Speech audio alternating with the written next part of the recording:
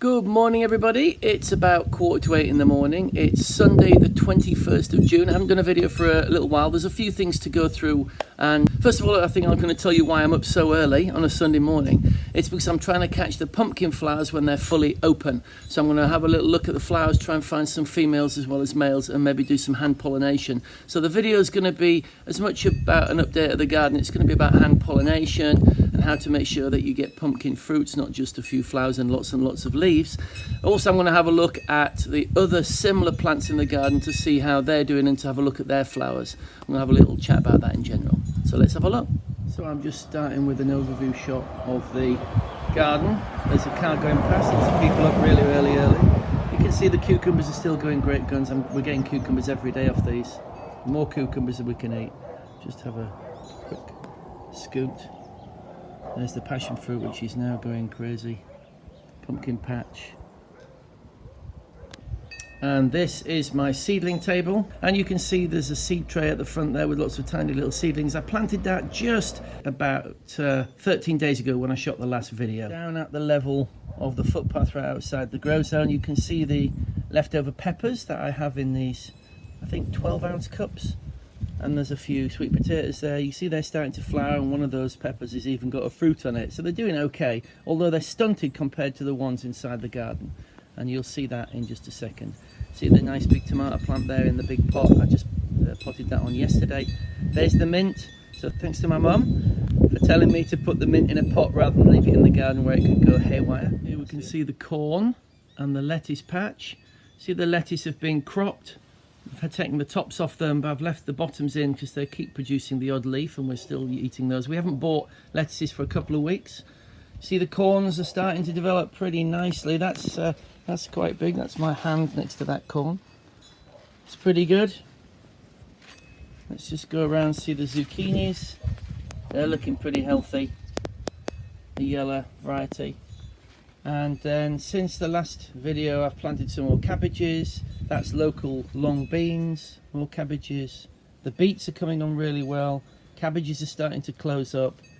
This is another load of beans. And there's some peas and sugar snap peas, or mange tout, rather than sugar snaps. And you can see the frame that I built over those. Just a classical frame made out of canes and bits of old string. That's to give those climbing plants something to climb up when they get tall enough. There is the eggplant and the okra. Close up of one of the beets. You can still see that burying pot that you put in there, and the beet is more or less always all the way out of the soil, but they get into a reasonable size. If you go to the shops locally, the beets are normally roughly about that size, so I guess these are full size. Close up of the okra. Let me move a couple of leaves by. You can see the male stamen in the centre. Oh, actually that's the pistil, and the stamens are those little white things right inside the flower. These are true flowers on these plants. And there's some fruits. These squash never grew very large. These are from the plants that are just in between the corns. They're ready for harvest. They've been like that for quite a while. I've just left them there. I think they're pretty stable in that position. Let me just move around a little bit to show you that there's a lot more growth on one of these plants. Just happened recently in the last week, and it's producing new flowers, so hopefully we get some more fruit in among that area as well. This is butternut squash. An overview shot from next to the corn and the zucchini can show you how things have grown. Lots of green everywhere you look. So I've got a whole stack of these peppers. I've eaten at least one of them. They're pretty spicy. If you take the seeds out, they're not that spicy. You see some tomato plants in the background that I put in pots just yesterday. If we come round, there's another variety of peppers here. See, these look a bit like sweet peppers, but they're slightly longer. And then these ones next door are little cherry peppers. These are delicious, these guys. We buy these on a regular basis, pickled in large jars. So I think I'm going to pickle these. I'll probably try some raw or cooked in various food. There's a few radishes next to this first pepper bed. You can see the radishes. They've been in for quite some time, and then these new ones down here were planted 13 days ago when I did the last video. See, they've already come up pretty good. This is the next pepper bed, which also has the kale in it and the start of the cucumbers. So let's have a quick close-up of these. These are It says on the packet Antirona. I'm not entirely sure what that is. These are very pale yellow. You can see that they look really overexposed on the picture. There you go. That's more like the actual colour there. Like a very, very pale yellowy green colour. And then next to those we've got jalapenos, but there doesn't seem to be a lot of fruit on those yet, but I think that's one there, just starting. And then the ones next are frigatoli or frigatella or something like that, which are like the Greek peppers you buy in jars that are pickled in brine and vinegar. Just to show you the kale, this is my, I think, 6 or 7 kale plants I planted right at the beginning when I first started putting things in the garden a couple of months ago.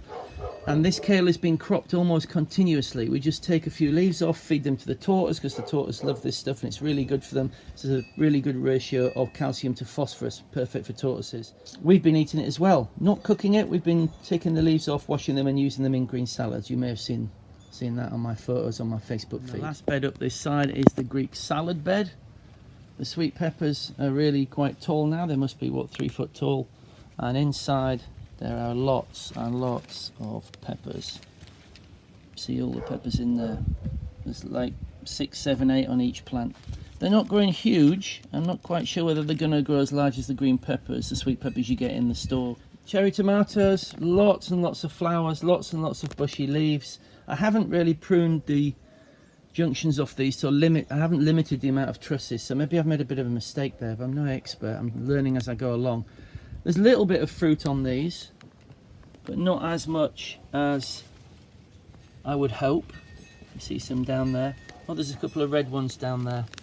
So they are fruiting, and yesterday I started thinking, you know, the tomatoes, maybe some of the peppers, and certainly the pumpkins and the squash and the melons in particular, maybe they need a bit of a hand. So I've started to pollinate yesterday, tried to do sort of manual pollination of some of these plants. Let me just show you what you do with tomatoes. I tried to find some flowers on the cherry tomatoes, but they're much smaller, about half the size of these on the larger tomato plants.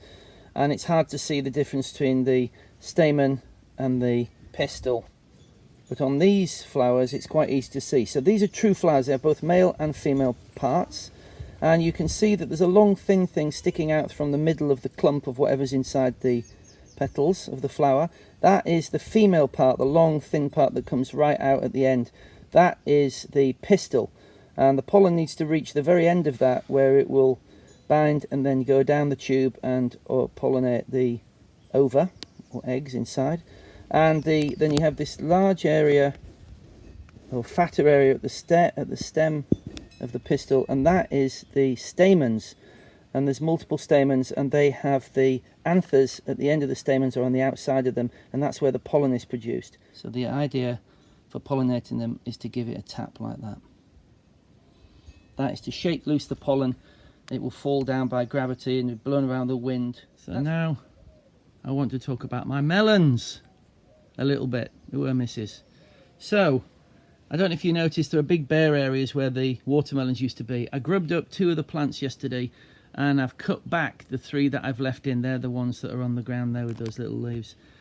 Now the trouble with these melons is that they're attracting aphids, and when I mean aphids, I mean a lot of aphids. It's a nice little close-up of a couple of flowers on one of the remaining watermelons. I also want to show you while we're down here, there's some aphids on this leaf. See the little yellowy green aphids there? Very tiny, but these plants had hundreds if not thousands of leaves, and they were spreading around the whole garden. And when I looked a week or so ago on the underside of these leaves, they were covered in thousands of aphids. So I've been spraying with white oil, which is a mixture of cooking oil and washing up liquid. You don't use it neat. I think it's something like a teaspoon of washing up liquid and half a teaspoon of oil and half a teaspoon of washing up liquid or something like that per 500 mils of water. So it's quite a dilute mix, but it works really, really well. But you have to go around each individual leaf, mainly they're on the underside of the leaves, turn the leaf over without breaking it off, which is a job in itself, and then spray with the white oil. You can find a recipe on the internet. My recipe is not very good, but find one on the internet to get it right. You make a concentrate solution, then dilute it. That's how I use it. It works really, really well, but it takes hours and it's back-breaking work getting down at this level and turning all the leaves over and spraying them with white oil. But it does work. And I had a look on the internet. There really isn't a good insecticides chemical solution. This is really the best solution. If you saw a bee came in then, So that's kind of cool. Also on this plant, there's a few little tiny watermelons. Oh, there we go. There's one. So the other problem I've been having with these melons is that these fruits get to about that size and then they rot and then they drop off. So I don't know whether that's to do with the aphids or what, but I've cut the plant back. I'm trying to start almost from scratch with some of these plants, and this plant has got a couple of these structures. I'm just going to monitor it. If these two fruits that are still on this plant drop off, I'm going to dig this one up and plant something else. This is one of my cantaloupes, and here you can see the damage that's been caused by the combination of the aphids and the white oil. These plants were absolutely covered in aphids. So if you can see all the little black specks, they all used to be live aphids, and all the leaves were covered with those. You can see them on the stems and everywhere. The good news is that at the ends of these plants we've got new leaf growth, and they're starting to flower, and they're actually doing pretty well again. You can see here some flowers, you can see there's some little fruits or some female flowers, and you know, it's looking pretty good. If I move so they get a bit of a better light, so that's pretty good. Not all the plants were equally affected by the aphids. This one down here wasn't anywhere near as badly affected, and so you can see all the leaves are in pretty good condition on this one, right down to the bottom. That's what they're supposed to look like. So it's a bit of a battle with the melons. Everything else has been very successful. The melons a little bit more of a challenge, although it is setting some fruit now, this plant. I'll show you. Oh, that one there, yesterday, that one's about as big as a large thumb, and it started to go yellow, so I think it's starting to rot off. Not really sure why. Yeah, anyway, not really sure. Something not quite right here. Pumpkins now, and this is the reason why I got up so early this morning, is to catch these flowers when they're open. But normally as the sun comes up and it gets hotter, these flowers start to wilt and they all close up. So this time of day is the best day to get them if you want to do some kind of hand pollination. So have a close look inside this plant here.